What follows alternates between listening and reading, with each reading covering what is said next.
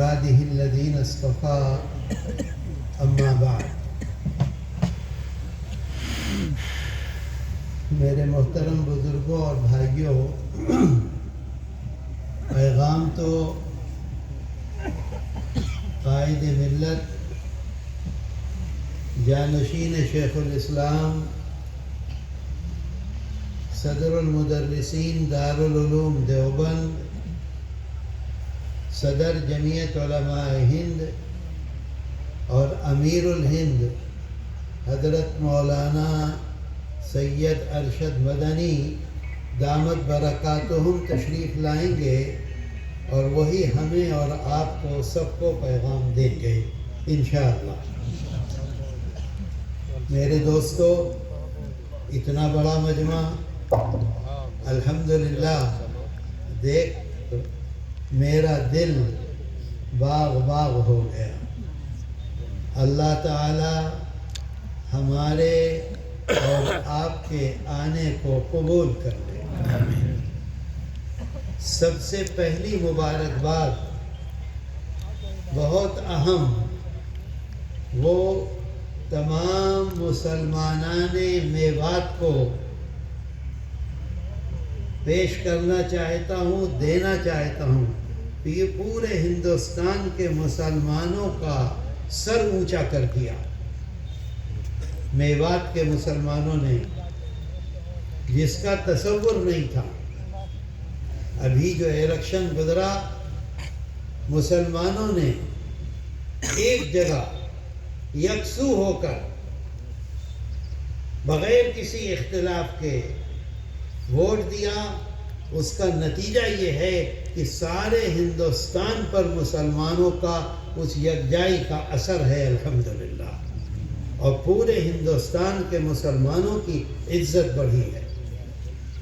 میرے دوستو، جمعیت علماء ہند اور جمعیت علماء ہند کے اکابر، آج یہ امارت شریعہ کا اجلاس ہے. امارت شریعہ کا تصور، امارت شریعہ کا ذہن، امارت شریعہ کی ضرورت اس ملک میں کس نے پیدا کی، کس نے دی؟ ہمارے اکابر الگ الگ پلیٹ فارم بنائے، الگ الگ کام کیے. شریعت کی حفاظت، شریعت کی بقا، اس کے لیے امارت شریعہ کا قیام عمل میں لائے. آج سے نہیں، 250 سال پہلے جمعیت علماء ہند کی جو سوچ ہیں، اکابر علماء، سب سے بڑے عالم حضرت شاہ عبدالعزیز محدث دہلوی رحمۃ اللہ علیہ نے آج سے 250 سال پہلے اس چیز کو محسوس کیا کہ ہندوستان میں مسلمانوں کی شریعت کی حفاظت کے لیے ایک الگ پلیٹ فارم ہونا چاہیے. میرے دوستو، یہ پلیٹ فارم ایسا پلیٹ فارم ہے، مدارس سے جو متعلق ہیں وہ بھی، تبلیغی جماعت سے جو متعلق ہیں وہ بھی، اہل حدیث جو ہیں وہ بھی، درگاہی نظام سے جو تعلق رکھتے ہیں وہ بھی، جتنے مسلمان اللہ اور اللہ کے رسول پر ایمان رکھتے ہیں وہ سب کے سب امارت شریعہ کے پلیٹ فارم پر ایک جگہ جمع ہو سکتے ہیں. ہماری اور آپ کی ذمہ داری یہ ہے کہ ہم ان تمام لوگوں کو ایک جگہ جمع کر دیں. یہ آج نہیں، 250 سال پہلے حضرت شاہ عبدالعزیز محدث دہلوی رحمۃ اللہ علیہ نے یہ تصور دیا تھا. جمعیت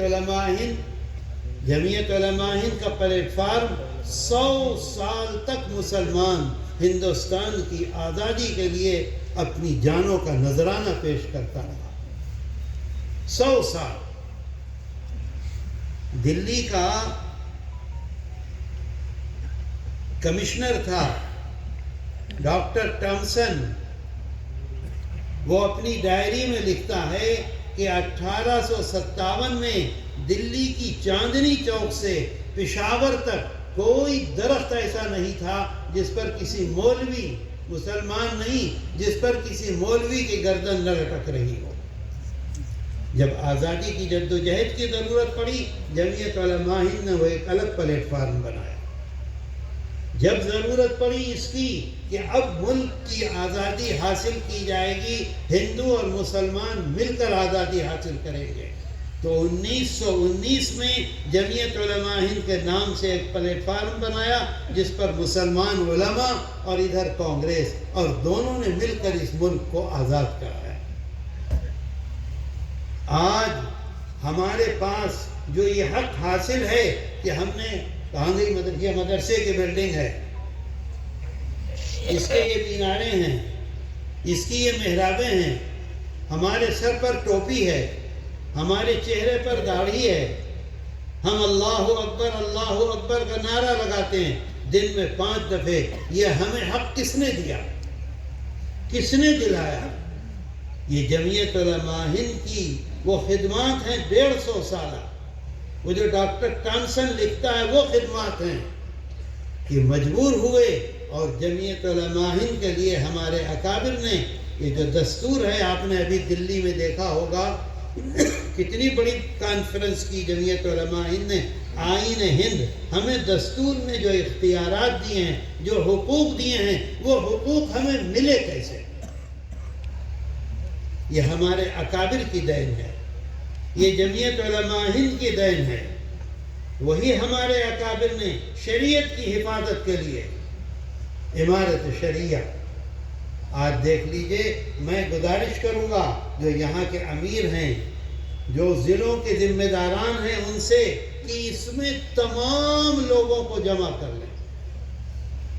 فدائے ملت جانشین شیخ الاسلام امیر الہند ثانی حضرت مولانا سید اسعد مدنی نور اللہ مرقدہ نے مجھے خود سنائی تھی یہ بات۔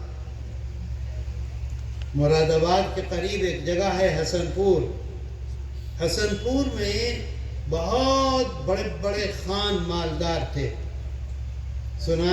خود سنایا مجھ کو کہ خان کے باغ میں ایک طرف درخت تھا وہ کھیت میں، اور اس کھیت کی ڈالیاں دوسرے کھیت میں آ گئیں، جس کھیت میں ڈالی آ گئی وہ خان یہ کہتا تھا یہ جو اس میں آم ہیں یہ میرے ہیں، جس کھیت میں درخت تھا وہ یہ کہتا تھا اس آم کا مالک میں ہوں۔ آپ سمجھ لیجئے، اندازہ کیجئے کس طرح سے ہم لوگ جاتے ہیں عدالتوں میں، کس طرح سے جاتے ہیں تھانوں میں، دونوں سے پیسہ لیتے ہیں، ان سے بھی لیتے ہیں اور ان سے بھی لیتے ہیں، اور اپنی جیبیں بھرتے ہیں۔ بھائی صاحب رحمت اللہ علیہ سناتے تھے کہ خان تھے، بڑے بڑے لوگ تھے، ایک کھیت میں ڈالی تھی، ایک کھیت میں جڑ تھی، دونوں نے مقدمہ لڑنا شروع کیا۔ پہلے مقامی عدالت میں لڑے، پھر لکھنؤ کی عدالت میں لڑے، لکھنؤ سے دلی گئے، دلی میں اس زمانے میں ہائی کورٹ ہوتا تھا، سپریم کورٹ نہیں ہوتا تھا، پھر سپریم کورٹ کے لیے گئے لندن، اور لندن جا کے جب مقدمے کا فیصلہ ہوا ہے تو نئیس خان کے پاس 1 انچ جائیداد بچی تھی اور نئیس خان کے پاس 1 انچ جائیداد بچی تھی، سب بک گیا تھا، سب ختم ہو گیا۔ ہمارے ہاں مظفر نگر گھر سے قریب ایک جگہ ہے، اس کا نام ہے باغوں والی، وہاں کے مسلمان، وہاں کے نوجوان بہت کام کرتے ہیں عرب ممالک میں، ایک ایک تھانے دار 25-25 لاکھ روپے رشوت دیتا ہے کہ اس کو وہاں بھیج دیا جائے 6 مہینے کے لیے۔ تو میرے دوستو، ان تمام مصیبتوں سے بچنے کے لیے، ان تمام چیزوں سے اپنی حفاظت کے لیے جمعیت علماء ہند نے یہ ایک پلیٹ فارم دیا ہے ہمیں اور آپ کو، امارت شرعیہ ہند۔ بات سمجھ میں آئی بات سمجھ میں کہ نہیں؟ میرے دوستو مجھے بتاؤ، عدالتوں میں جاتے ہو تو کیا ہوتا ہے؟ تھانوں میں جاتے ہو تو کیا ہوتا ہے؟ کیسی مصیبت، کیسی بربادی آتی ہے؟ تو اللہ کا شکر ہے ہمارے اکابر جمعیت علماء ہند ہر کام کے لیے ہمیں راستہ بتایا ہے، ہر چیز کے لیے راستہ بتایا ہے۔ آج اللہ کے شکر سے ہندوستان میں مسلمان اپنی شریعت کے مطابق، اپنی مسجدوں کے ساتھ، اپنی نمازوں کے ساتھ ذمہ داری کے ساتھ موجود ہے، یہ صرف جمعیت علماء ہند کے اکابر کی دین ہے۔ بات آئی سمجھ میں؟ عمل کرو گے؟ عدالتوں میں نہیں جاؤ گے؟ امارت شریعہ کی طرف سے جگہ جگہ وہ قائم ہیں دارالقضاء، اپنے معاملات وہاں لے کر جاؤ گے؟ میرے دوستو، اس کے ساتھ ساتھ ایک طرف اور، کیونکہ نماز میں 10-15 منٹ ہیں، اللہ کے رسول صلی اللہ علیہ وسلم فرماتے ہیں، ایک دفعہ صحابہ بیٹھے ہوئے تھے، صحابہ کی موجودگی میں اللہ کے رسول صلی اللہ علیہ وسلم نے ایک واقعہ سنایا، ترمذی شریف میں ہے اور دوسری حدیث کی کتابوں میں ہے، کہ جب اللہ نے اس دنیا کو پیدا کیا، میرے دوستو دنیا جو ہے وہ گول ہے یا چوکھوٹی ہے؟ بتاؤ، گول ہے۔ چاند سے دیکھیے تو دنیا گول نظر آتی ہے، تو جب دنیا پیدا کی تو پیدا کرنے کے بعد یہ گول تھی تو نہ ادھر رک رہی تھی نہ ادھر رک رہی تھی، نہ آگے رک رہی تھی نہ پیچھے رک رہی تھی، ادھر ادھر ایسے ایسے۔ تو اللہ نے اس دنیا کو اپنی جگہ روکنے کے لیے پہاڑوں کو پیدا کیا، اور جیسے میخ لگائی جاتی ہے ایسے پہاڑوں کی میخ لگا دی دنیا میں، اور دنیا اپنی جگہ رک گئی۔ جب دنیا اپنی جگہ رکی تو فرشتوں نے اللہ سے پوچھا کہ تو نے جو دنیا بنائی ہے، اس دنیا میں سب سے زیادہ طاقت والی چیز، اس کا مطلب یہ ہے کہ یہ پہاڑ ہیں؟ بات سمجھے آپ میری؟ یہ پہاڑ ہیں، یہ پہاڑ آ کے دنیا کو پکڑ لیا، میخ کی طرح سے ٹھک گئے، تو دنیا جو ایسے ایسے ہل رہی تھی وہ اپنی جگہ رک گئی۔ تو اللہ نے کہا نہیں، پہاڑوں سے زیادہ مضبوط میں نے دنیا میں ایک چیز بنائی ہے، ان پتھروں سے زیادہ مضبوط۔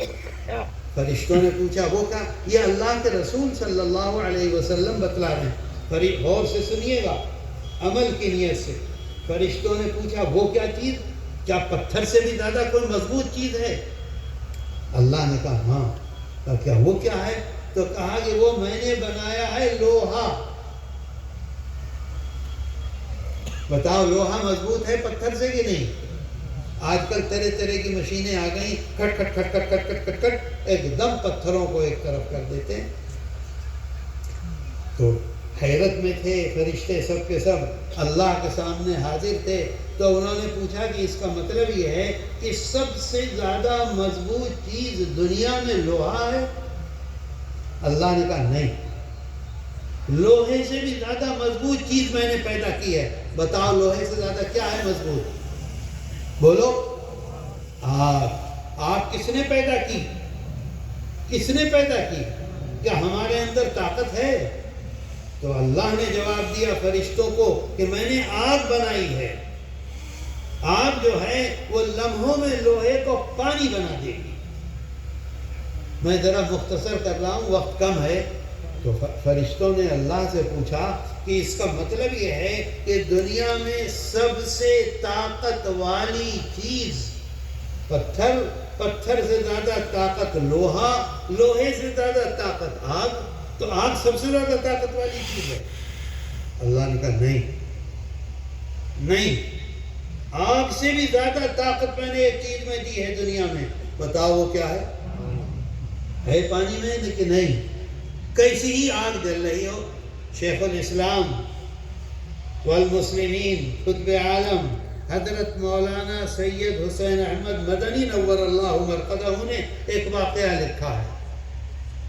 ایک جنگل میں آگ لگ گئی، آگ ایسی لگی کہ چاروں طرف سے جنگل میں آگ لگ گئی، اور درخت جو تھے، وہ اندر جانور جو تھے، وہ سب کے سب آگ میں گھر گئے۔ جنگل میں مجھے بتاؤ سب سے زیادہ مضبوط جانور کون سا ہوتا ہے؟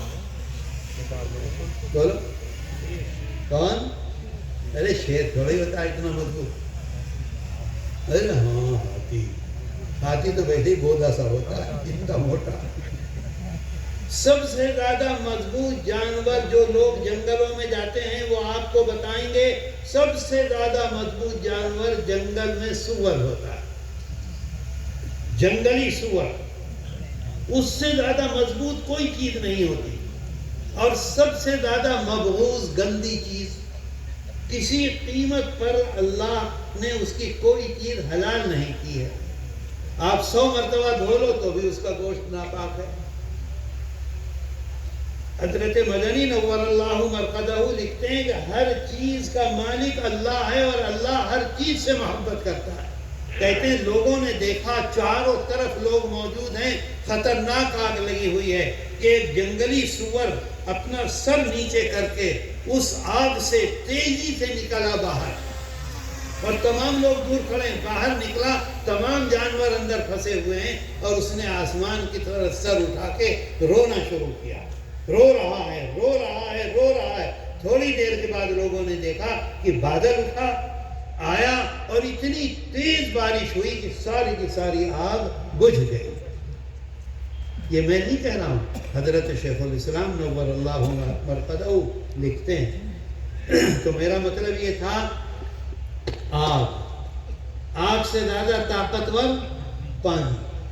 تو فرشتوں نے اپنے خدا سے پوچھا، مالک سے پوچھا کہ اس کا مطلب یہ ہے کہ سب سے زیادہ مضبوط چیز پانی ہے دنیا میں؟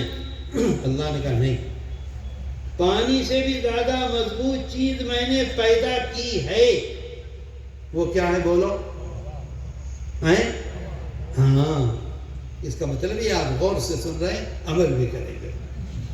نہیں، سچی بات کہہ رہا ہوں، میں تقریر نہیں کرتا، میں تو آپ سے کچھ باتیں کرنے آیا ہوں، لیکن بڑی پریشانی سے آیا دیوبند سے۔ جمعے کا دن، درمیان میں جمعے کی نماز، اللہ جزائے خیر دے مولانا راشد صاحب کو، انہوں نے بیچاروں نے میرے لیے انتظام کیا۔ تو آگ سے زیادہ مضبوط پانی اور پانی سے زیادہ مضبوط ہوا۔ آپ دیکھتے ہیں ہوا کس تیزی سے بادلوں کو اڑا کر ایک طرف سے دوسری طرف کر دیتی ہے۔ تو فرشتوں سے اللہ نے کہا کہ اس کا مطلب یہ ہے کہ دنیا میں سب سے زیادہ مضبوط چیز ہوا ہے؟ اللہ نے کہا نہیں، ہوا سے زیادہ ایک مضبوط چیز ہے دنیا میں۔ تو فرشتوں نے پوچھا وہ کیا ہے؟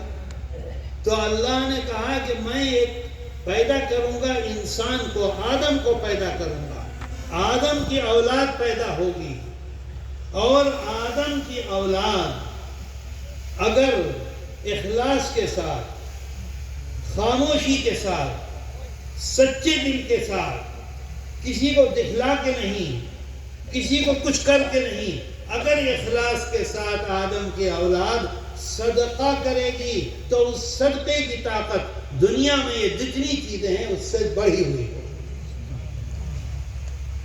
آج مسلمان اپنی پریشانی کا اظہار کرتا ہے، اپنے بچوں کی پریشانی، اپنے کاروبار کی پریشانی، اپنی عزت کی پریشانی، ہر طرح کی مصیبت، لیکن اللہ اور اللہ کے رسول نے جو طریقہ بتلایا ہے اسے بھولے ہوئے ہیں۔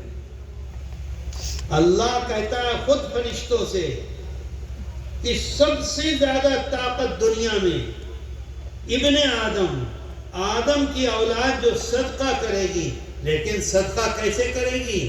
خاموشی کے ساتھ۔ صدقہ کیسے کرے گی؟ اخلاص کے ساتھ۔ صدقہ کیسے کرے گی؟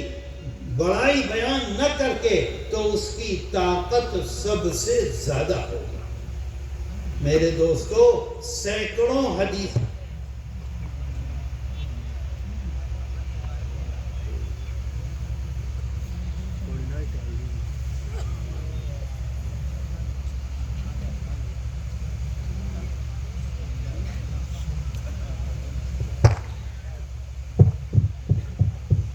میرے دوستو، صدقہ اللہ کے رسول صلی اللہ علیہ وسلم فرماتے ہیں، بخاری شریف میں ہے، فرماتے ہیں کہ تین طرح کے آدمی دنیا میں اللہ کو سب سے زیادہ پسند ہے۔ سمجھ رہے ہو بات کو؟ 3 طرح کے آدمیوں سے اللہ سب سے زیادہ محبت کرتا ہے۔ نمبر 1 وہ آدمی جو راتوں میں اٹھ کر قرآن کریم کی تلاوت کرتا ہے، نمازیں پڑھتا ہے، تہجد پڑھتا ہے، آج ہم یہ سمجھتے ہیں جو آدھی رات میں اٹھ کر نفلیں پڑھ رہا ہے، تہجد پڑھ رہا ہے، وہ سب سے بڑا کام کر رہا ہے نا۔ اگر رات میں پوری رات سوتا رہا اسے بزرگ سمجھتے ہی نہیں۔ بزرگ وہ ہوگا جو آدھی رات میں اٹھے گا، دعا وہ کرے گا، وضو کرے گا اور نفلیں پڑھے گا، اس سمجھیں گے بہت نیک آدمی ہے، اس کا تہجد نہیں چھوٹتا۔ اللہ کے رسول صلی اللہ علیہ وسلم فرماتے ہیں 3 طرح کے آدمی اللہ کو سب سے زیادہ محبوب ہیں۔ وہ آدمی جو راتوں میں اٹھ کر تہجد پڑھتا ہے، قرآن کریم کی تلاوت کرتا ہے۔ وہ آدمی جو خاموشی کے ساتھ بغیر کسی کو بتلائے ہوئے صدقہ کرتا ہے۔ وہ آدمی جو میدان جنگ میں ہے اور تمام لوگ میدان چھوڑ کر بھاگ گئے، اکیلا آدمی دشمنوں سے لڑتا ہے، وہ اللہ کو سب سے زیادہ محبوب ہے۔ میرے دوستو، قرآن کریم کی ایک آیت سناؤں اور اپنی بات ختم کروں۔ قرآن میں اللہ کہتا ہے ان تبدوا الصدقات فنعما ہی، اگر تم صدقہ کرتے ہو، قرآن کہہ رہا ہے اگر تم صدقہ کرتے ہو، کس طرح سے؟ اس طرح سے کہ لوگوں پر ظاہر کر دو، یعنی لوگوں کو بتا کے کرو۔ مسجد میں چندہ ہو رہا ہے، چندہ سب کے سامنے دو، غریبوں کی پریشانی ہے سب کے سامنے دو۔ اللہ کہتا ہے کہ اگر تم صدقہ کرتے ہو لوگوں کو بتا کر تو کوئی حرج نہیں، لیکن ایک شرط لگا دی آگے۔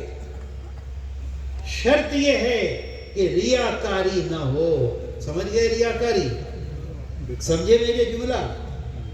یعنی لوگوں کو دکھلانے کے لیے نہیں، لوگوں میں اپنی عزت بڑھانے کے لیے نہیں، ریاکاری نہ ہو اور لوگوں کو بتا کے صدقہ کر رہے ہو تو کوئی حرج نہیں۔ آگے اللہ کہتا ہے قرآن میں وَإِن تُخْفُوهَا وَتُؤْتُوهَا الْفُقَرَاءَ فَهُوَ خَيْرٌ لَكُمْ، اور اگر تم چپکے سے، خاموشی سے اس ہاتھ سے دو اور اس ہاتھ کو پتہ نہ لگے، اس طرح سے دو کہ جو ضرورت مند ہے اس کے پاس پہنچ جائے اور کسی کو پتہ نہ چلے۔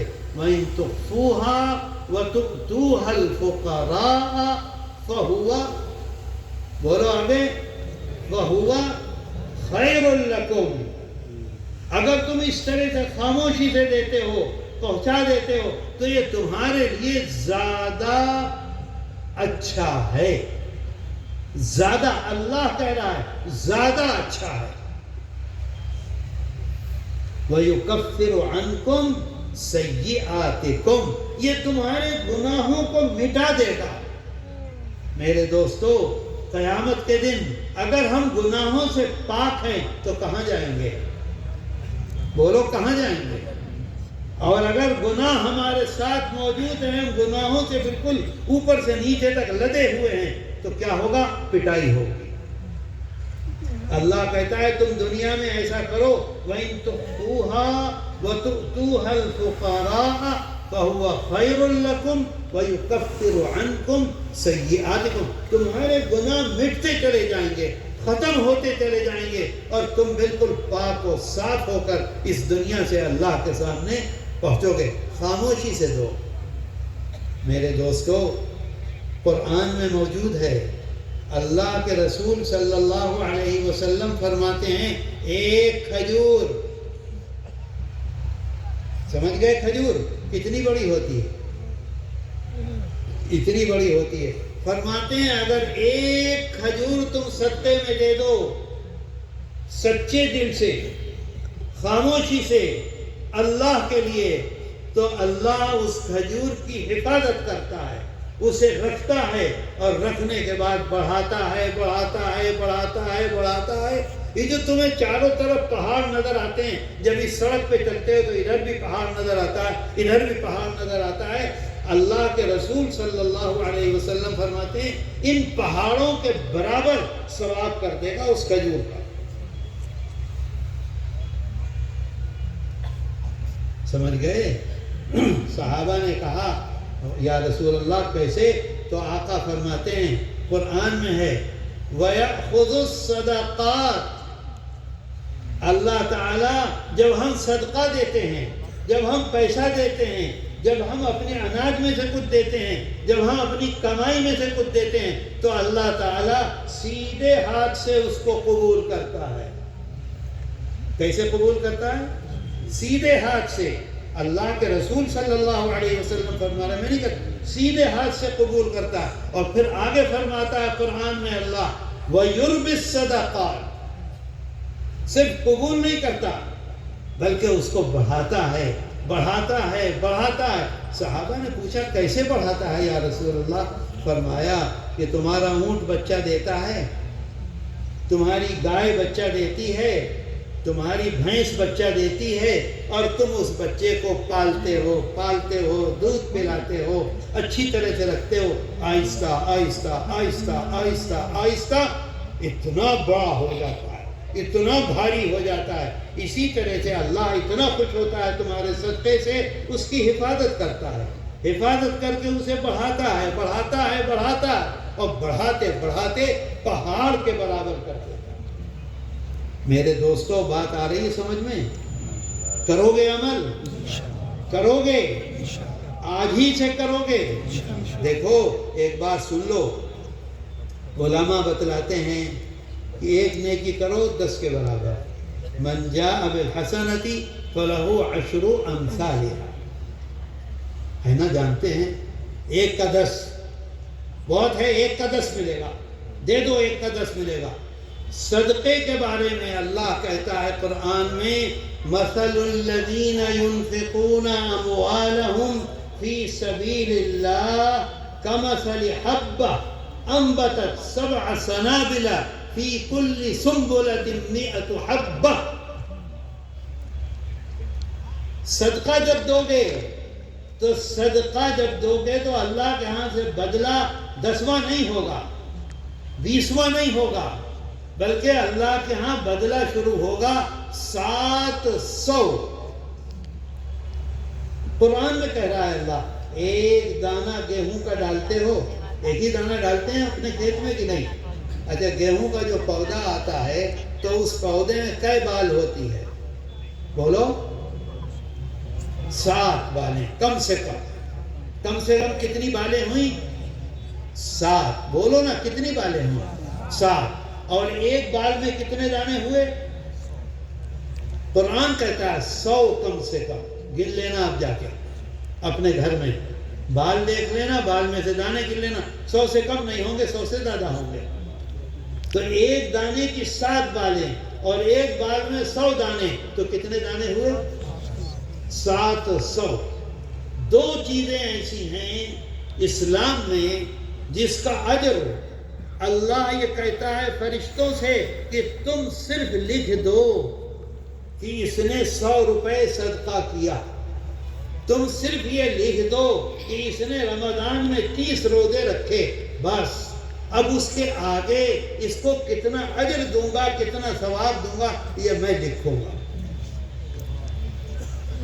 واللہ، اسی آیت میں قرآن میں کہتا ہے اللہ واللہ یضاعف لمن یشاء۔ کیا کہا اللہ نے؟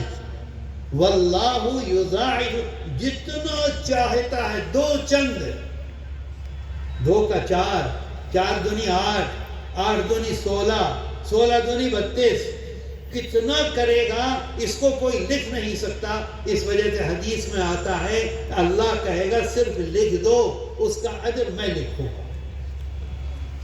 تو میرے دوستو، آج یہ فیصلہ کر کے اٹھو کہ ہر آدمی روز آنا صدقہ کرے۔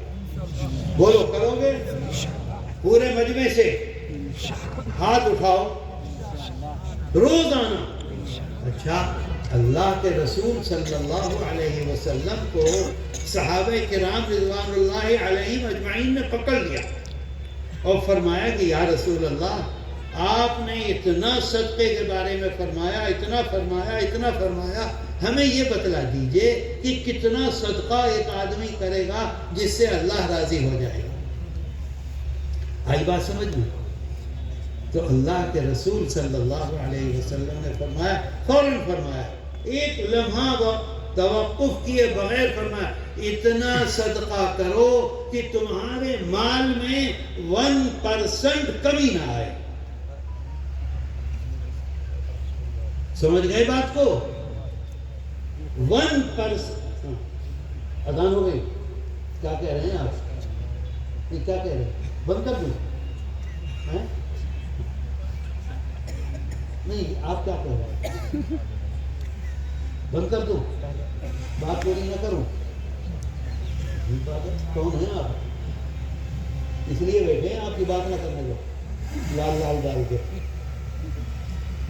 میں تو بات خود ہی ختم کر رہا ہوں بھائی، معاف کیجیے گا، مجھے ذرا پریشان کرنا تھا ان کو، کوئی وہ نہیں کرنا۔